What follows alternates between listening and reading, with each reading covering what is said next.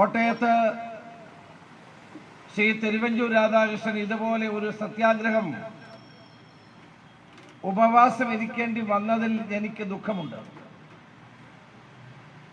ഈ ഗവൺമെന്റിനെ ഓർത്ത് ഞാൻ ലജ്ജിക്കുകയാണ്. കേരളത്തിൽ അതിവേഗം പുരോഗതി പ്രാപിക്കുന്ന ഒരു നഗരമാണ് കോട്ടയം. ഈ കോട്ടയത്തിന്റെ സമഗ്ര വികസനത്തിന് വേണ്ടി MLA എന്നുള്ള നിലയിൽ, മന്ത്രി എന്ന നിലയിൽ ശ്രീ തിരുവഞ്ചൂർ രാധാകൃഷ്ണൻ കൊണ്ടുവന്ന വികസന പ്രവർത്തനങ്ങൾ ജനങ്ങളെ പറഞ്ഞ് മനസ്സിലാക്കേണ്ട ആവശ്യമില്ല. അതിമനോഹരമായ റോഡുകൾ, നിരവധിയായ വികസന പദ്ധതികൾ, ജനങ്ങൾക്ക് ഉപകാരപ്രദമായ നിരവധിയായ കർമ്മ പരിപാടികൾ അദ്ദേഹം കോട്ടയത്തെ MLA ആയ ശേഷം ഉണ്ടായിട്ടുള്ളതാണ്. ഒരു MLA എന്ന നിലയിൽ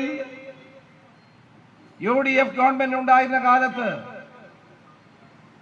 ഈ നിയോജകമണ്ഡലത്തിന്റെ സർവ്വതോന്മുഖമായ പുരോഗതിക്ക് വേണ്ടിയുള്ള കഠിനാധ്വാനമാണ് അദ്ദേഹം ചെയ്തത് എന്ന് കോട്ടയത്തെ അറിയാവുന്ന നമുക്കെല്ലാവർക്കും ബോധ്യമുള്ള കാര്യമാണ്.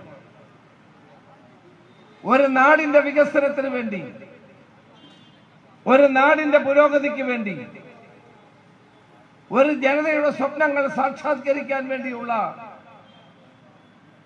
കഠിനാധ്വാനത്തിന്റെ ഫലമാണ് ഇന്ന് കോട്ടയത്തുണ്ടായിട്ടുള്ള ഈ വികസനമെല്ലാം. കോട്ടയത്തിന് മുമ്പ് CPM-ന്റെ മന്ത്രിമാരുണ്ടായിട്ടില്ലേ? കോട്ടയം അസംബ്ലി നിയോജകമണ്ഡലത്തിൽ ഞാൻ MP ആയിരിക്കുമ്പോൾ അന്ന് ഇവിടെ CPM-ന്റെ MLA-മാരായിരുന്നു. അവർ മന്ത്രിമാരായിരുന്നിട്ടുണ്ട്. അന്നൊന്നും ഇത്തരം വികസനങ്ങൾ ഉണ്ടായിട്ടില്ല എന്നതൊരു സത്യമല്ലേ? നിങ്ങൾ കണ്ണടച്ചിരുട്ടാക്കാൻ ശ്രമിക്കരുത്. ശ്രീ തിരുവഞ്ചൂർ രാധാകൃഷ്ണൻ MLA ആയ ശേഷം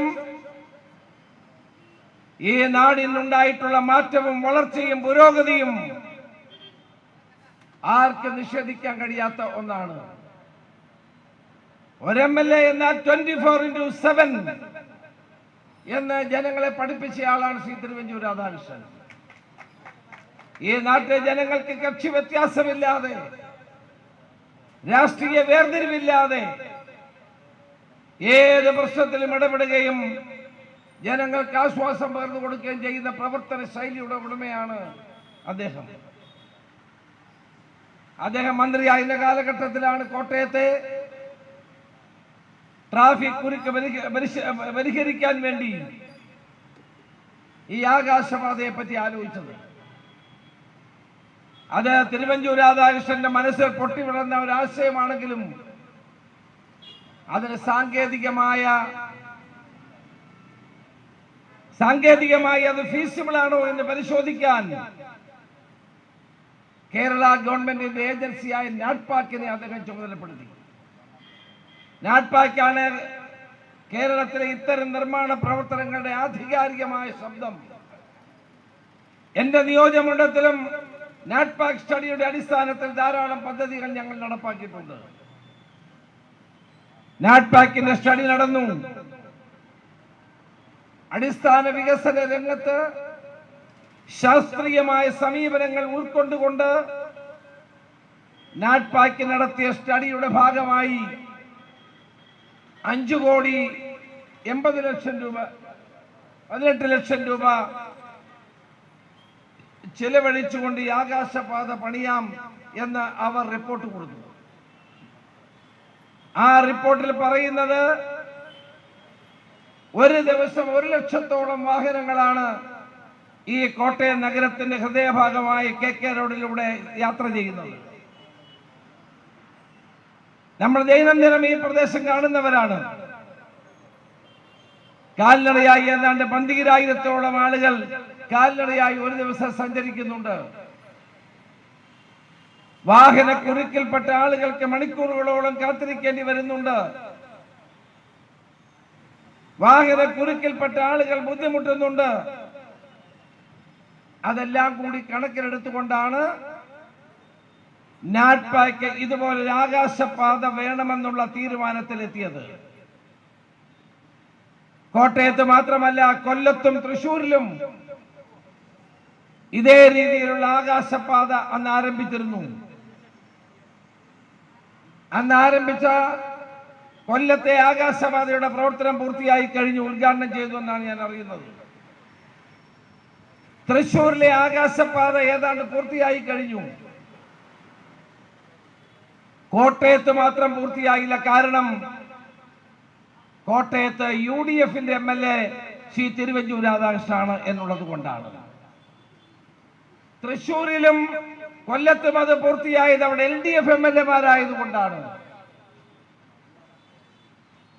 ആരോ ഒരാൾ കോടതിയിൽ പോയി, ബഹുമാനപ്പെട്ട MLA ശ്രീ തിരുവഞ്ചൂർ രാധാകൃഷ്ണൻ കക്ഷി ചേർന്നു. ബഹുമാനപ്പെട്ട ഹൈക്കോടതി പറഞ്ഞത് അടിയന്തരമായി പദ്ധതി പൂർത്തീകരിക്കണമെന്നാണ്. ജില്ലാ കളക്ടർ നടപടികൾ സ്വീകരിച്ചു. പക്ഷേ അന്തിമമായി ഗവൺമെന്റ് വേണ്ടേ ഇതിനാവശ്യമായ നടപടികൾ സ്വീകരിക്കേണ്ടത്? ഈ പദ്ധതി നടപ്പാക്കുന്ന ഒരു സ്വകാര്യ ഏജൻസി അല്ല, ഏതെങ്കിലും ഒരു സ്വകാര്യ കരാറുകാരനല്ല. കേരള ഗവൺമെന്റിന്റെ തന്നെ ആഭിമുഖ്യത്തിലുള്ള കിഡ്കോ എന്ന് പറയുന്ന ഏജൻസിയാണ്. കേരളത്തിൽ നിരവധി നിർമ്മാണ പ്രവർത്തനങ്ങൾ നടത്തുന്ന കിഡ്കോ എന്ന സ്ഥാപനമാണ് ഈ പദ്ധതി നടപ്പാക്കിയത്. 1,30,00,000 രൂപ ഇതിനകം ചെലവാക്കിയിരിക്കുന്നു. ബാക്കി പണം അനുവദിക്കാതെ കഴിഞ്ഞ 8 വർഷക്കാലം കോട്ടയത്തെ ജനങ്ങളെ ദുരിതത്തിലാക്കിയ ഈ ഗവൺമെന്റ് ജനങ്ങളോട് മറുപടി പറയണമെന്നാണ് ഞങ്ങൾക്ക് പറയാനുള്ളത്.